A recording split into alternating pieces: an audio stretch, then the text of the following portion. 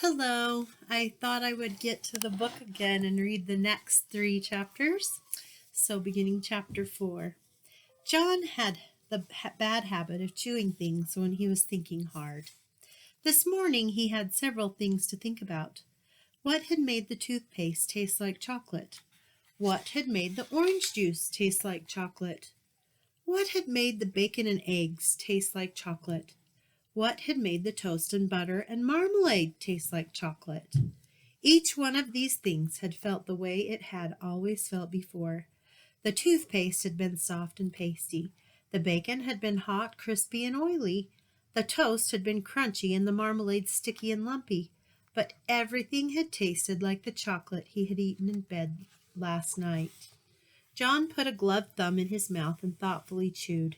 His mother had frequently pointed out to him that chewing his gloves made little holes that let in the cold air, but he chewed them just the same when he was thinking hard. This time he noticed something very queer about the thumb of his glove.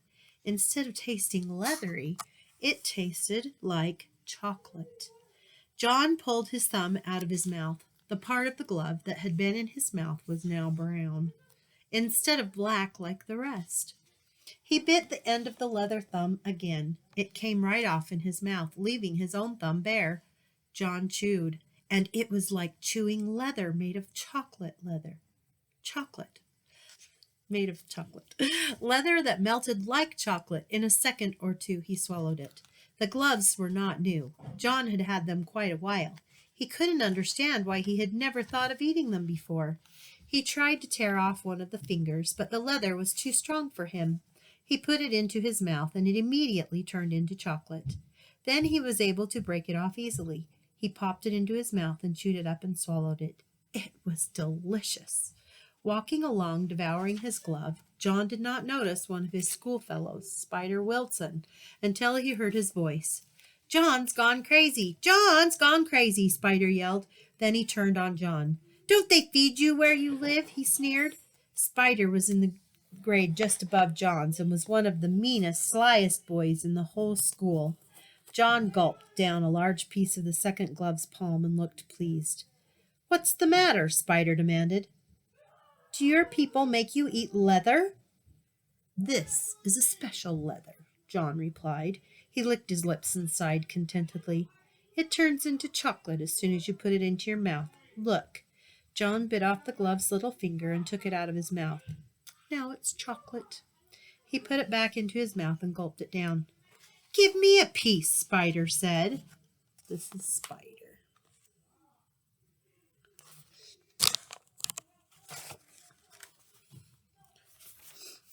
"Why should I?" John wanted to know. "They're my gloves. Hand over a piece," Spider said. "Do I eat your gloves?" John asked reasonably, his mouth full of chocolate. "Why should you eat mine?" "Those aren't real gloves," Spider said. "Whenever one person has candy, he has to share it with the others. That's the club rule." "What club?" John asked. "Never mind what club," Spider said, "but you'd better let me have some of that chocolate." Without waiting longer, Spider snatched what was left of the second glove. John was too surprised to resist, and he didn't want it anyhow. He had a feeling that he'd had enough chocolate for a while. He was getting a bit thirsty. Spider ran only a little way ahead. When he saw that John wasn't going to fight to get the glove back, he started to eat his prize. He stuffed the leather into his mouth and took a big bite. Spider stopped short in his tracks. He frowned and bit deep into the leather again. Disgusting! It tasted worse than just leather. It tasted like leather with which a boy had made mud pies and snowballs and patted old dogs. John thought perhaps he might be getting late for school, so he started running. He left Spider Wilson spitting the soggy remains of the glove into the gutter. Still giggling to himself about the defeat of the enemy, John walked between the great stone pillars at the entrance to the school grounds. He had gone no more than halfway to the main building when he heard Susan Buttercup calling him. She was standing near the jungle gym with some of her friends. "I've got something to show you, John," she shouted. As she came running to meet him, he could see that she was waving something in her hand that flashed as it caught the rays of the sun. It was a silver dollar. "It's a birthday present," she explained, showing him the dollar. "Isn't it beautiful?" The sight of such wealth made John forget the triumphs of his own day. "It's a good present," he said. "Are you sure it's made of silver, though? I once got a whole bag of gold coins in my Christmas stocking, only they were chocolate coins covered with gold paper." "Of course it's real, silly," Susan said. "My daddy said so. You can feel it if you don't believe me." She handed him the coin. John looked at the coin suspiciously. "All right," Susan said. "Bite it if you think it isn't real. Go on, bite it." John felt rather silly. I can see it's real now," he said. "I don't have to bite it."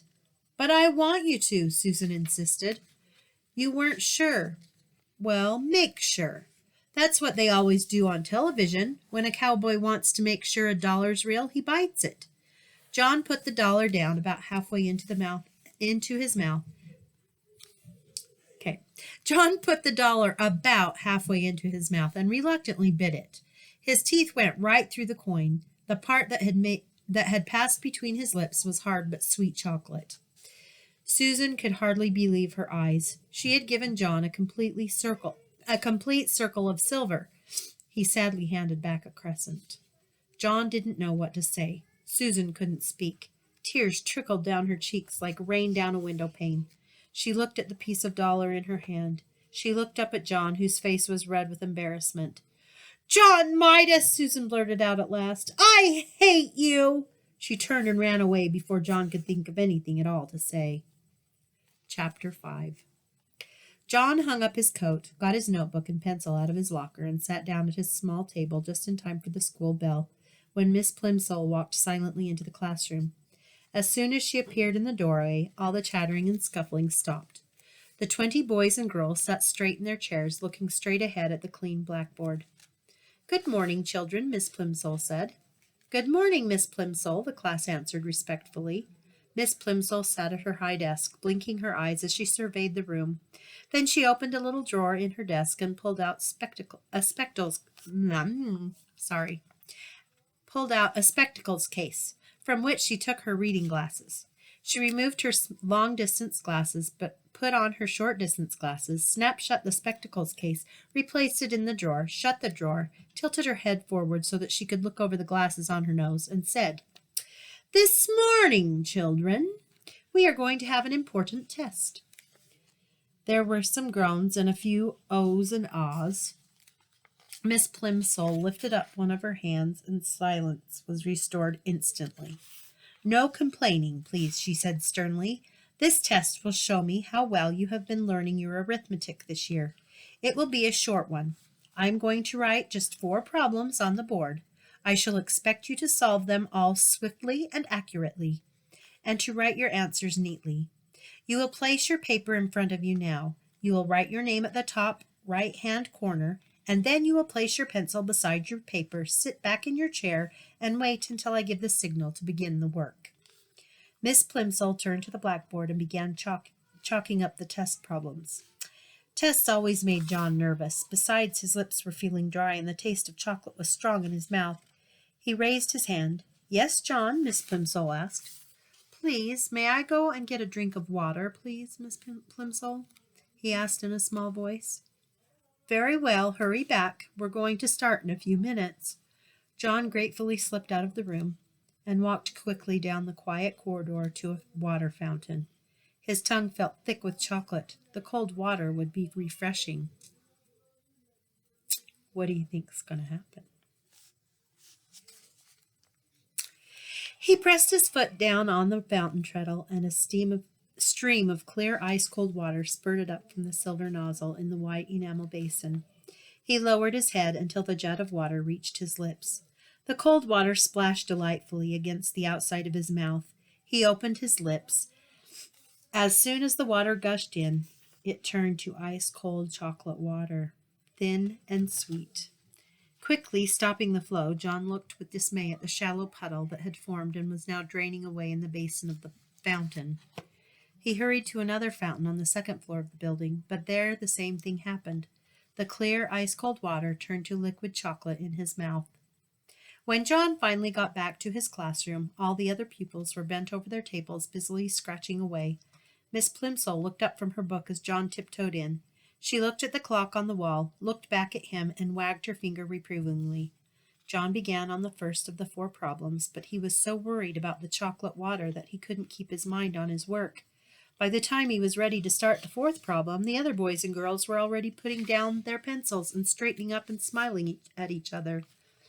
2 minutes to go, said Miss Plimsoll. Concentrating hard, John took the end of his pencil between his teeth began to nibble it. It immediately turned to chocolate. Then he noticed an even more disturbing change. Although he had taken the pencil out of his mouth, as soon as the first piece of chocolate had crumbled off, the pencil was continuing to change to chocolate. The chocolate was slowly but steadily moving down the pencil, replacing the wood and the lead inside, changing it into a chocolate pencil before John's very eyes. The magic, for John now knew that this power must be magic, was apparently getting stronger. By the time the whole pencil had changed from red, yellow, and black to dark brown, Miss Plimsoll was announcing that only a few seconds remained in which to write down the final answer. This is John in his classroom.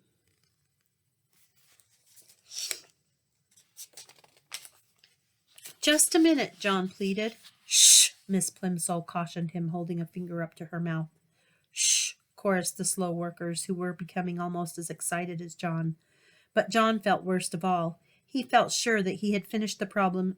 He could finish the problem and write down the correct answer, if only he had something to write with. But Miss Plimsoll, he begged in a loud whisper, my pencil's turned to chocolate. Hush, John, Miss Plimsoll said. I'll speak to you after the bell. John tried to write with his changed pencil, but the point was too soft, and he only succeeded in making a chocolate smear where he should have written 72. Chapter 6. When the others had been excused to go out for mid-morning play, John had to go and stand by Miss Plimsoll's desk. John, Miss Plimsoll said, you mustn't make up silly stories to excuse your failures. I must have the truth. What did you do with your pencil? This is it, John said, showing Miss Plimsoll the pointing stick of chocolate. Really, it is. It's changed. What do you mean it's changed? Miss Plimsoll demanded. That's my pencil, John tried to explain, only it isn't the same anymore. Nothing stays the same today. Sorry. If I put it into my mouth, the same thing happened when I chewed my gloves. They were chocolate, too. John, said Miss Plimsoll slowly, do you feel all right? Yes, thank you, John said. I feel all right, except, he added, I'm getting so thirsty. The water from the water fountain turned to chocolate, and so did the water upstairs. I would like a drink of cold water. Yes, John, Miss Plimsoll said. She suddenly looked pale. You run out and play with the others. I'm going to have a talk with the nurse. And John, Miss Plimsoll said as he started toward the classroom door, here's another pencil. Be a good boy and try not to lose it. I'm afraid I'll have to keep this piece of chocolate until school's out. You know we don't allow anyone to eat candy in class. Miss Plimsoll put the slightly chewed chocolate pencil in her desk drawer, and John went out to look for Susan. He found her skipping rope with 2 girls in his class. John usually scorned skipping rope. He preferred hide and seek, tag, FBI, and spies, kick the can, or any other good, exciting game. Jumping up and down in one place just to avoid being hit by a rope seemed silly to him. But he was sorry for having spoiled Susan's silver dollar, and he was willing to make a sacrifice. Susan, he said. Susan continued to bounce on one foot as her 2 friends swung the rope over and under her. She didn't seem to notice John. I'll skip with you, he offered. Susan stopped, and the rope was caught by her shins. Let's try doubles backward, she said, but not to John. She ignored John. You go first, Betty. Ellen, you go second. I'll go last. The one who does it the most times gets the first slice of my birthday cake. Susan looked at John, raised her eyebrows, shut her eyes, and stuck out the tip of her pink tongue. Then she turned back to the girls and smiled. Ellen whispered in Betty's ear, and Betty whispered in Susan's ear. Then all 3 of them looked at John and each other again and burst out laughing. Oh, Susan, John protested. I didn't mean to do it. The trouble is there's something magic about me today. Everything I put into my mouth turns to chocolate." The girls giggled. "You wouldn't like it," said John, who was beginning to feel sorrier for himself than he had ever felt before. "I think it's getting worse," he added reproachfully. "At first just the part in my mouth turned to chocolate, but when I nibbled the end of my pencil, the whole pencil changed." "Pooh," Susan said. The others hooted with glee. "Maybe I'll get sick and die," John warned. "Maybe I'll turn to chocolate myself. Then you'll be sorry." "I don't believe one word about the chocolate," Susan said.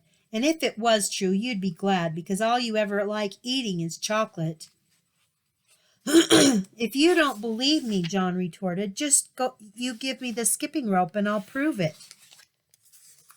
This is him with the girls.